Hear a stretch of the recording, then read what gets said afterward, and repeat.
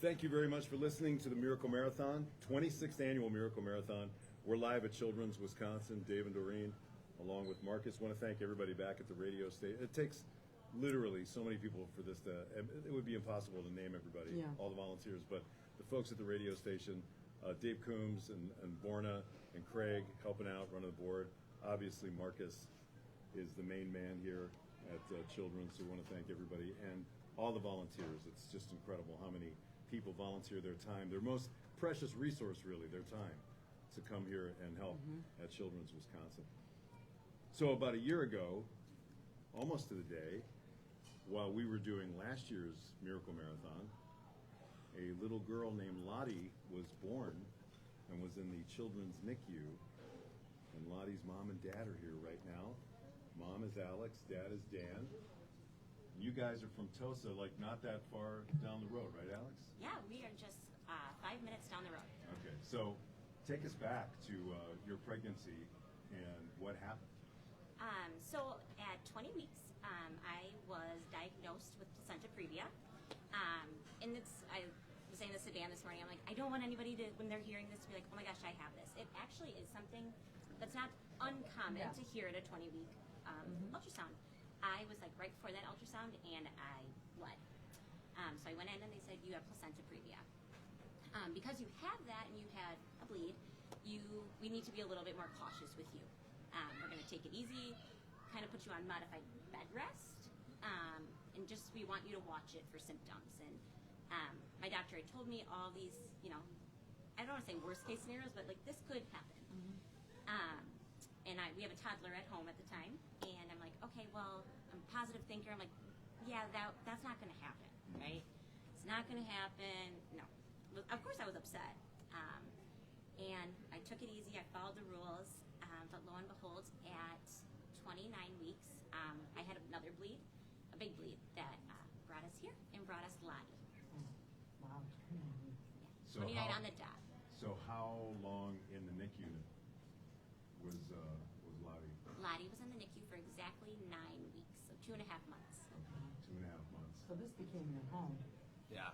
Actually, every time I'd get in the car and go somewhere for that whole entire time, like your iPhone follows you everywhere. It would say 20 minutes to children, no matter where it was in the city. And so it literally became our home according to my iPhone. Yeah. Dan, what's really funny is that you guys live so close, and we were talking about this before we came on the air, that we all do this. We all did this. There's nothing wrong with this. This is what happens. People drive by this place all the time, and you don't think about, if you don't need this place, you don't think about this place. And then when you need this place, you can't believe you never thought about this place before, because it all of a sudden smacks you upside the head, like how important 100%. Children's is and what Children's means in our community. Yeah, absolutely. I mean, I thank God every day that we live so close because of what occurred with the traumatic delivery experience. I mean, perhaps if you were living in a different area of the state and you needed that kind of stuff, I mean, it was a matter of life and death for Alex. So just being so close, and then obviously, it becomes your new home. One of the things that actually hit home with me was, the first couple of hours are like, hey, because the staff is just super helpful, and they're like, do you have a place to stay, this and that, when you talk to the Ronald McDonald House, and the firm I work for, we raise money for them too. So I was like, you never think about like having to stay there, and thankfully we're 5 minutes down the road, and just and then all of a sudden you start realizing how many people come from all over the world. Yes. Oh my gosh. To get care here at Children's, Wisconsin, and they do stay at the Ronald McDonald House. Yeah. And if they have other kids, like you guys said, you're a toddler at home. Right. Yeah. Yep. And we, I remember, I like to talk. So you're lucky this is a very short segment, but talking to all the nurses, and they were saying, oh, we have people coming from Germany, and we have people coming from the Carolinas to this, not just Children's, to the NICU or whatnot. And I was like, oh my gosh, I literally hop in my car every day, basically my normal drive, and I get to see my baby. Yeah. Isn't that something? Yeah. It's amazing. And how did you handle it? Like, whenever you have a toddler at home, how do you deal with that? I mean, obviously you need your family, your extended family. Oh, we're really, really lucky in that sense. We have a really strong community, and both of our parents live. I mean, the day that all this happened was in the middle of the night, and I called my mom, and it was like midnight, and I was like, Mom, it's happening. And she's like, okay, I'll be there. And she says she remembers they passed us in the ambulance because our neighbor stayed with, her name's Goldie.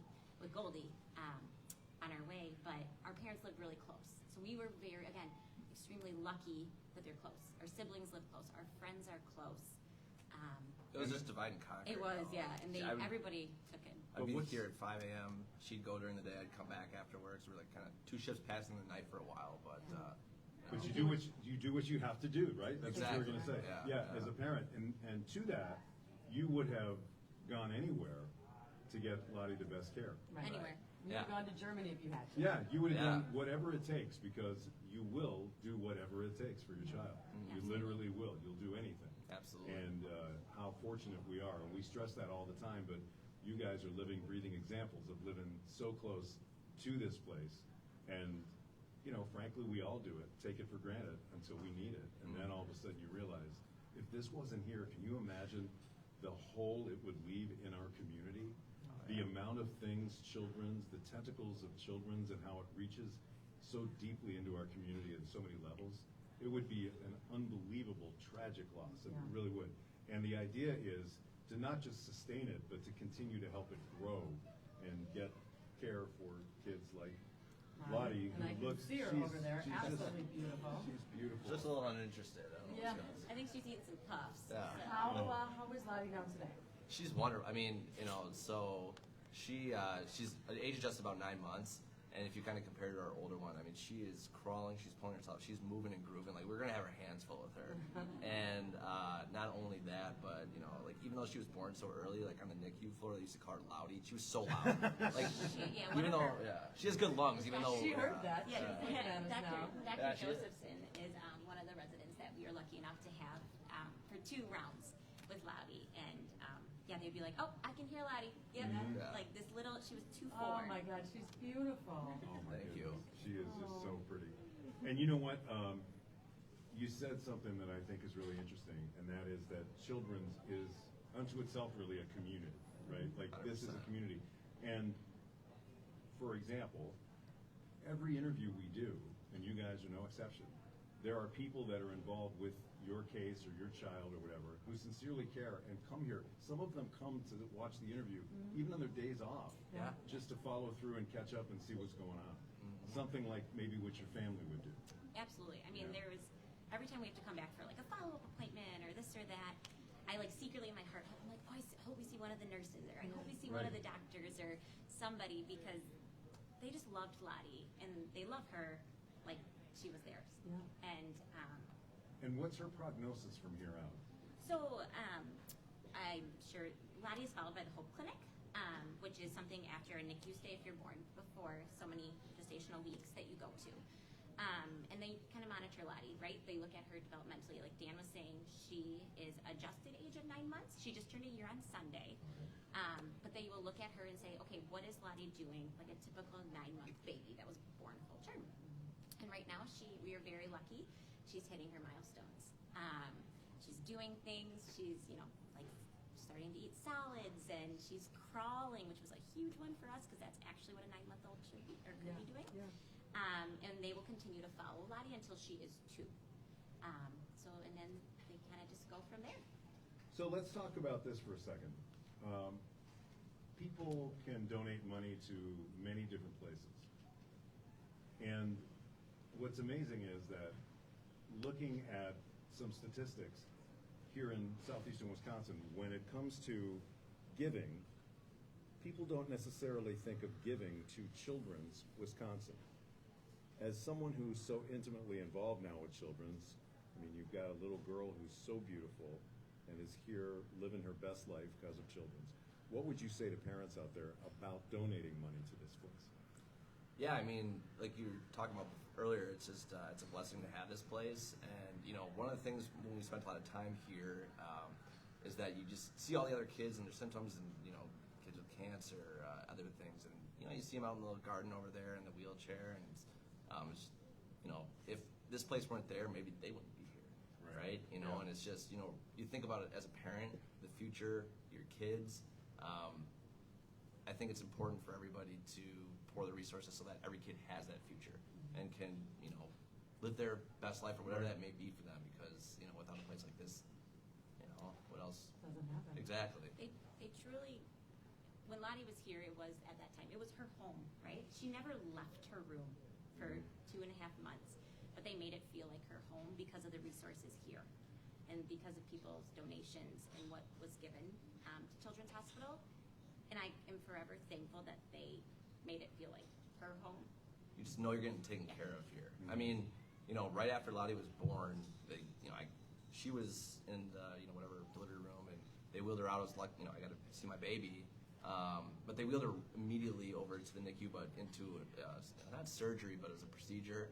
And it was a pretty invasive procedure. And I was in there, and ignorance is bliss. I know nothing about medicine, so I was just kind of there like, oh, what's going on? And but I could tell like this seems kind of intense. There's a lot of people in the room and this and that, and I totally fed off their their positivity, the confidence that they had while doing this. And after the surgery or the procedure, I said, hey, like that was pretty intense. Like what all happened? They took the time to explain it, and they're like, yeah, that was intense. I'm surprised you stayed in there. And I was like, well, I don't know anything about medicine, but I said, hey, I just fed off your confidence and what you guys are doing, and you guys just made me feel real good. And from that point on, I just had the ultimate trust in the team and everybody here, and therefore, I couldn't think of a better place in the world for care for anybody's child. That's awesome. Thank you so much. Thank you both, and beautiful to see her doing so well. Yeah, thank you so much. For It's having wonderful. us. Congrats to you for a long career. Oh, thank you, man. All the money Appreciate you've it. raised all Man. these years. No, I am just the guy that announces the phone number. It's all the people on the other end that are actually donating the money in. But thank you. I do appreciate that. Make these phones ring, actually. 414-337-9554. Go to our website as well, WKLH.com. We have more Miracle Marathon coming up, the 26th annual. And